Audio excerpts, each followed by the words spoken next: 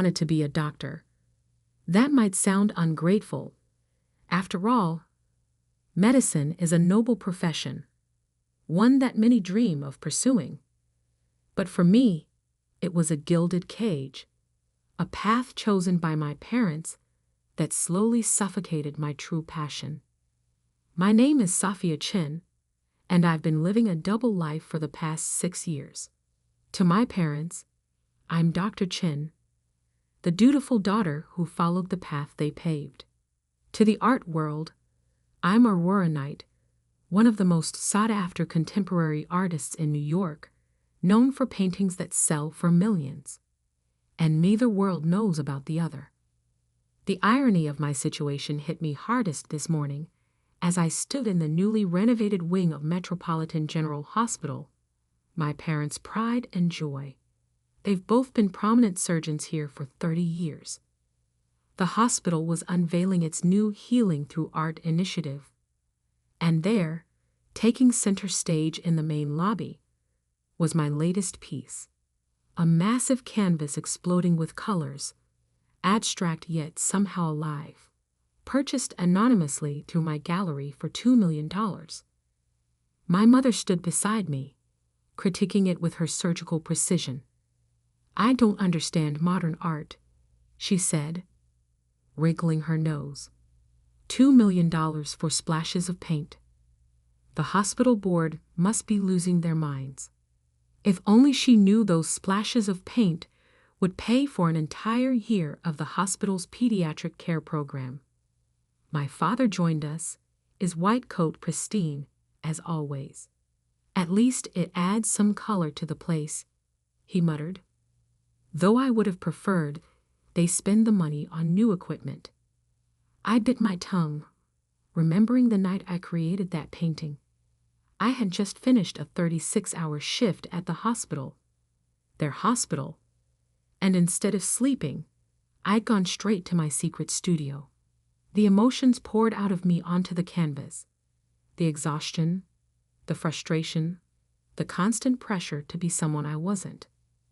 But my story really begins 10 years ago, when I was 18 and dared to dream of attending art school. Absolutely not. My father's voice had thundered through our house, making the fine china in the display cabinet tremble. "No daughter of mine will waste her life painting pictures." I stood in our living room, acceptance letter from the prestigious Art Institute clutched in my shaking hands. The same hands that had secretly won 3 national youth art competitions under a pseudonym.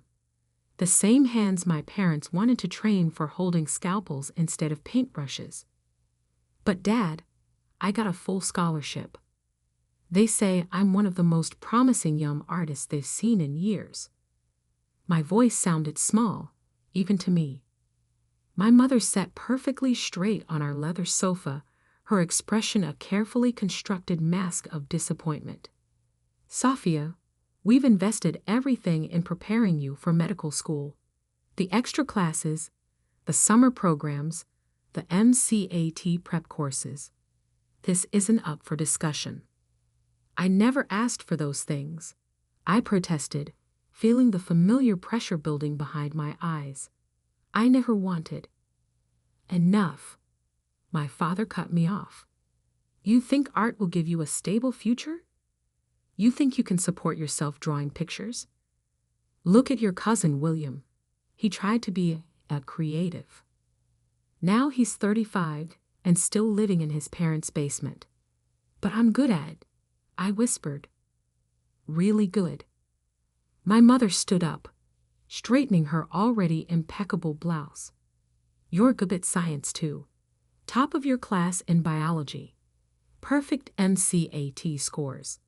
That's not an accident, Sophia. That's your true calling." I wanted to tell them about the paintings I'd sold online, about the gallery owner who'd seen my work and offered to represent me, about the fire that burned inside me every time I picked up a brush. But I knew it wouldn't matter. In their world, success had only one definition, and it wore a white coat. The acceptance letter crumpled in my fist. I had a choice to make. defy my parents, and potentially lose my family or find another way. That night, I made a decision that would shape the next decade of my life.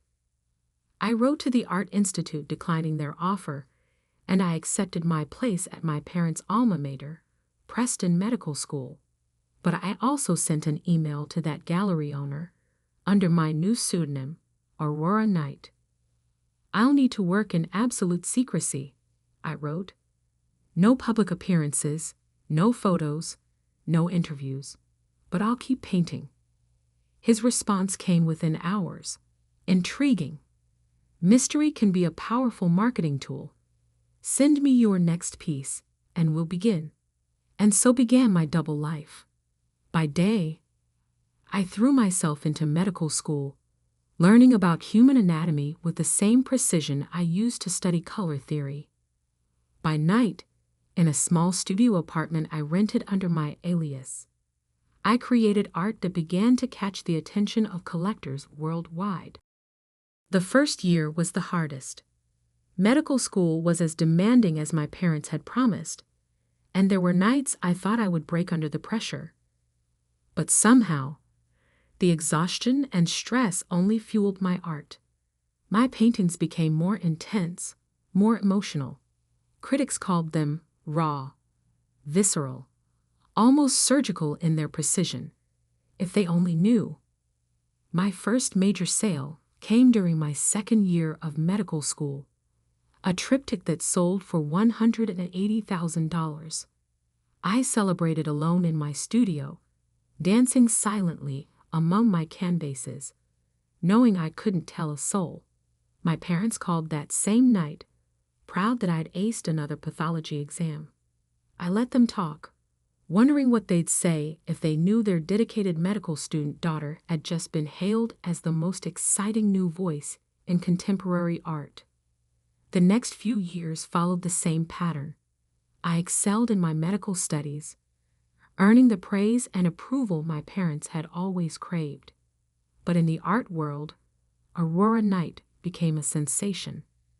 My paintings sold for increasingly higher prices, and the mystery surrounding my identity only added to their allure. Collectors loved the story. The anonymous artist whose work seemed to capture the very essence of human emotion. "Your technique is remarkable," a prominent critic wrote. "There's something almost clinical in your understanding of human nature, yet your expression of it is pure poetry." I had to laugh at that. If he only knew how many hours I spent studying actual human anatomy. By the time I graduated medical school, I had earned enough from my art to buy a small private island. Not that I could ever tell my parents that.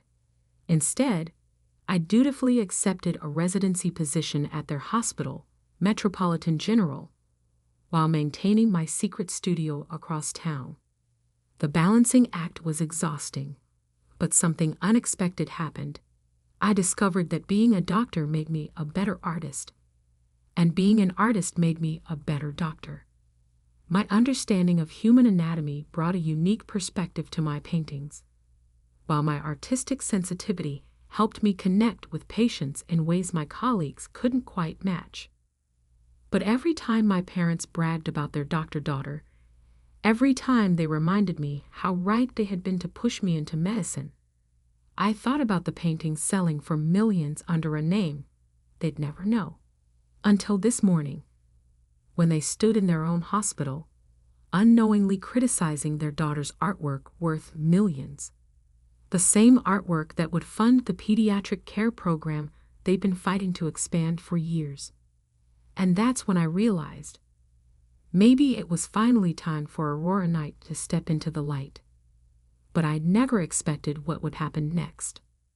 The decision to reveal my identity wasn't made in a moment. It built slowly, like layers of paint on canvas, each small incident adding another stroke to the bigger picture. My father's criticism of the painting in the hospital lobby that morning was just the final layer. What he didn't know was that I had another piece being unveiled that same evening at the Metropolitan Museum of Art. Standing in the hospital's sterile hallway, still in my white coat, I checked my phone. 3 missed calls from Marcus, my gallery owner. A text message flashed across the screen. Major problem with tonight's unveiling. Need to speak ASAP. I ducked into an empty consultation room, my heart racing. Marcus, what's wrong? His voice crackled through the speaker, tense with worry. The Times is running a piece on Aurora Night. Someone talked. They're claiming they know your real identity. My blood ran cold. That's impossible. Only you know. It wasn't me, he cut in. But someone at the hospital connected the dots. They've noticed you're never on shift during Aurora Night's major shows. They've linked the anatomical precision in your work to medical training.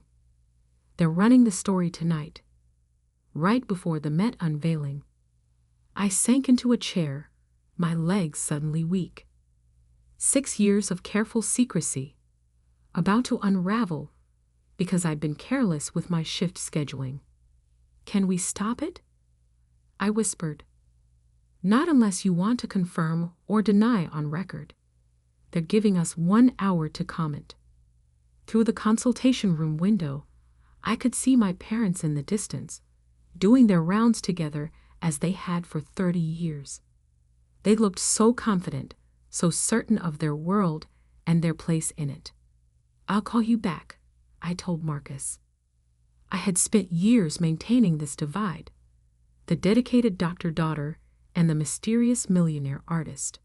But trying to keep these worlds separate had become like trying to keep oil and water from mixing by sheer force of will.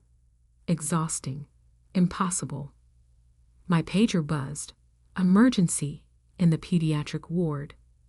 As I rushed down the corridor, my mind raced through the implications. If the story broke, everyone would know. My colleagues, my patients, my parents. The emergency turned out to be an allergic reaction, scary but treatable. As I calmed the frightened child with an epinephrine shot, I noticed the walls of the pediatric ward. They were stark white, institutional, nothing like the vibrant painting now hanging in the lobby. Doctor, the child's mother touched my arm. Thank you. He was so scared, but you made him feel safe. I looked at the little boy, now breathing normally, clutching his stuffed elephant. In that moment, I realized something. I was good at this, not because my parents had forced me into medicine, but because I brought my whole self to it, including the artist they tried to suppress. I stepped out of the room and called Marcus back. Don't fight the story, I said firmly. In fact, I'll give them something better. Tell them Aurora Night will be attending tonight's unveiling in person, for the first time ever. Silence on the other end. Then, are you sure? This changes everything. Everything's already changing. Might as well do it on my terms. I hung up and did something I'd never done before. I requested an emergency evening off. My supervisor was surprised. I was known for never asking for schedule changes, but agreed given my outstanding record. Then I called my parents' office. Mom, Dad, I need you to come to the Metropolitan Museum of Art tonight. There's something you need to see. The museum? My mother sounded confused. Safia, we have dinner plans with the hospital board. Please, I cut in. This is important, more important than dinner plans. Maybe it was something in my voice, but after a pause, my father said, What time? At home, I opened the secret closet where I kept my Aurora Night persona. Unlike my practical doctor's wardrobe, these clothes were all artistic expression, carefully curated pieces that made statements without saying a word. I chose a hand-painted silk dress, one of my own creations, each brush stroke telling part of my story. As I dressed, I thought about the painting being unveiled tonight. It was different from my others. more personal, more revealing. I had titled it Daughter of Medicine, and into it I had poured all the complexity of my double life. The central figure was a woman in a white coat, but her shadow on the wall was an artist at an easel. Medical instruments morphed into paintbrushes, hospital corridors bloomed with color, and throughout it all ran the steady rhythm of a heartbeat monitor, rendered in gold leaf. I had created it during a week of night shifts in the ICU, each layer added during stolen moments between rounds, the paint sometimes mixing with my tears of exhaustion. It was both confession and declaration, and tonight it would sell for $3.5 million if the sale still went through after my revelation. My phone buzzed again. Marcus. The Times agreed to hold the story until after the unveiling, but social media is already buzzing with speculation. You're trending. I looked at myself in the mirror. The elegant artist's dress, my hospital ID, still clipped to my bag out of habit. For the first time in years, I felt whole, undivided. Good, I said. Let them talk. The museum was already crowded when I arrived. The unveiling was the social event of the season, made even more exciting by rumors that the mysterious Aurora Knight might actually appear. I spotted my parents near the entrance, looking uncomfortable and out of place in their business attire. They hadn't seen me yet. Behind them, under a velvet drape, waited my painting, my truth. In less than an hour, everything would change. Marcus appeared at my elbow, looking nervous. The press is here in force. Last chance to back out. I shook my head. Not this time. The museum director approached the podium, tapping the microphone. Ladies and gentlemen, welcome to this historic evening. I began moving through the crowd toward my parents, my heart pounding but my steps steady. Years of hospital emergencies had taught me how to stay calm in a crisis.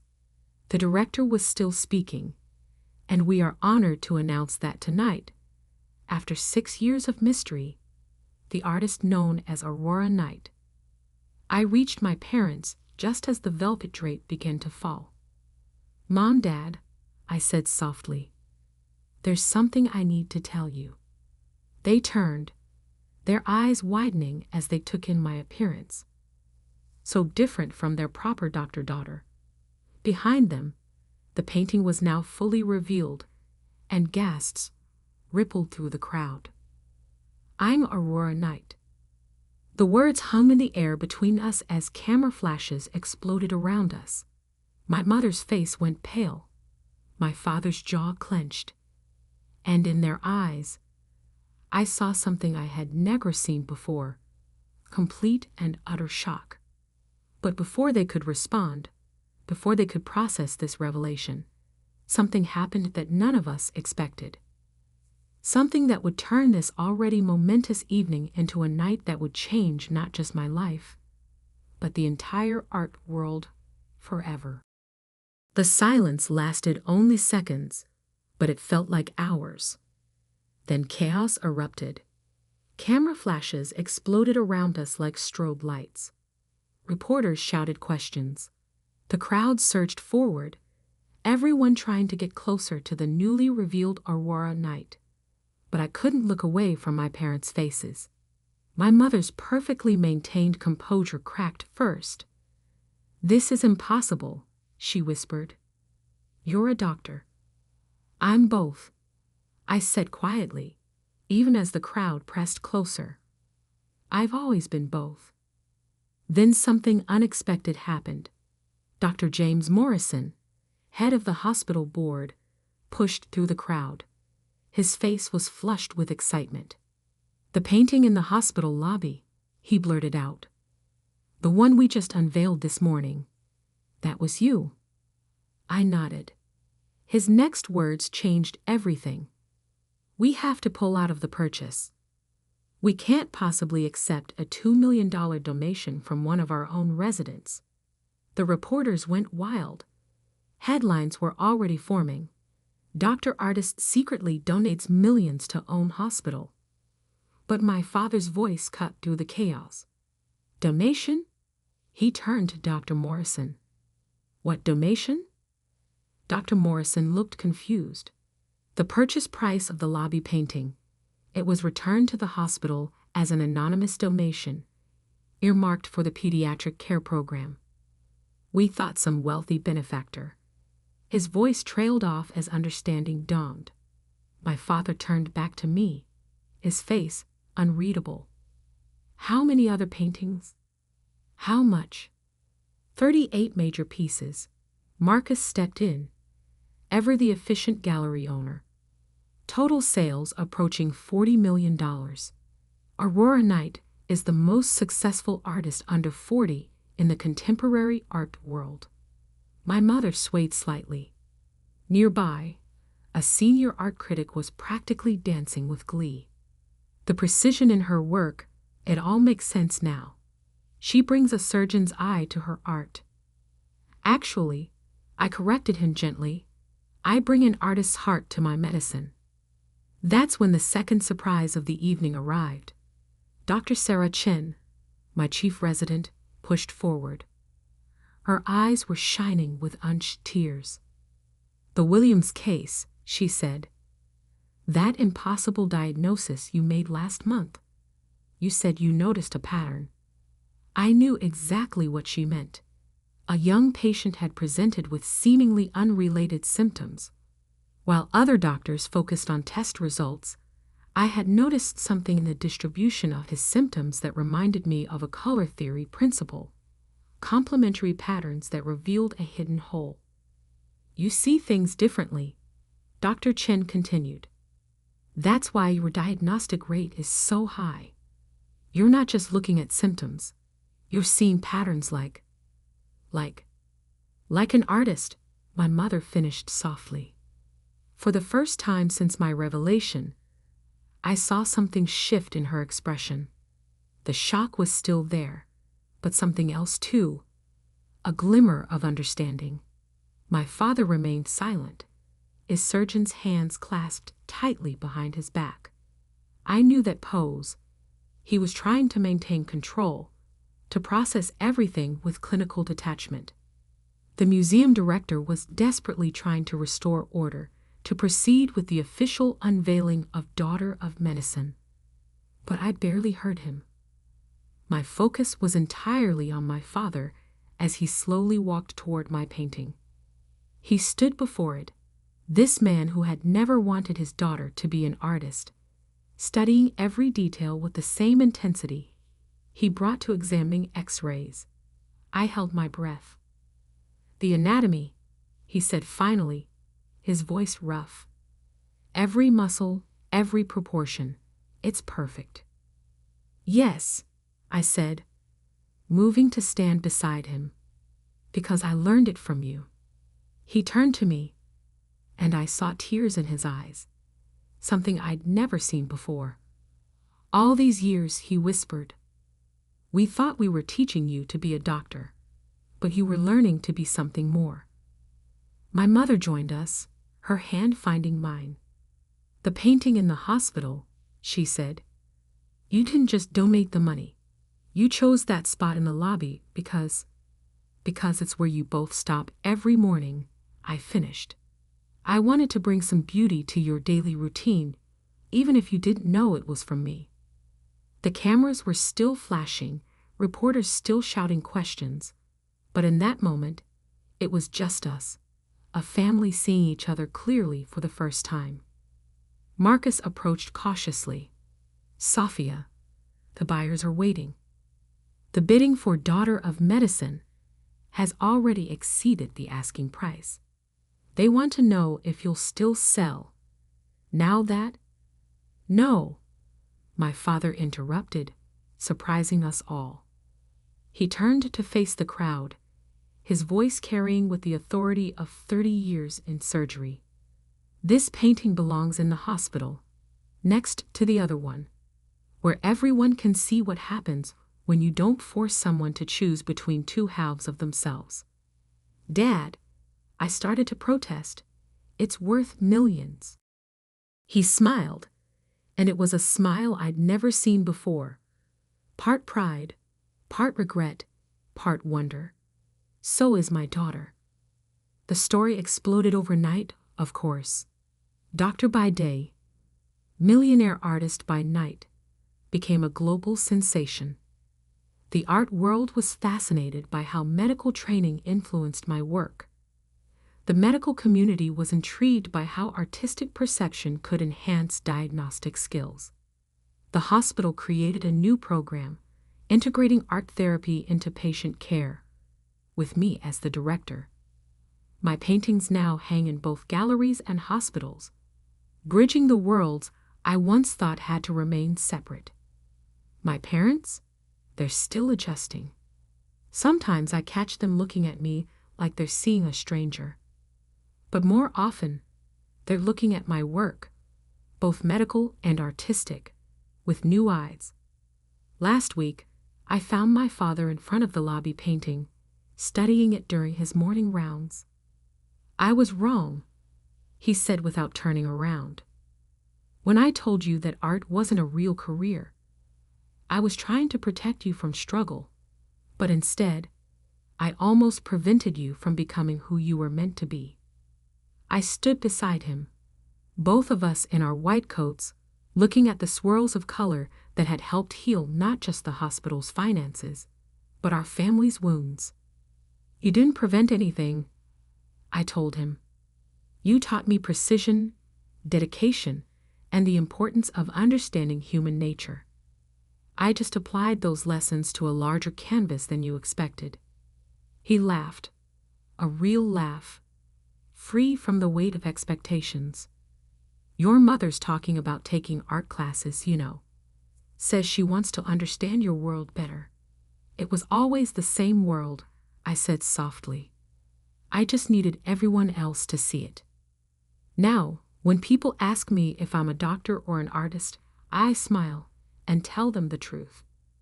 I'm someone who refuses to be defined by other people's limitations. My art heals in one way, my medicine in another, but both come from the same place.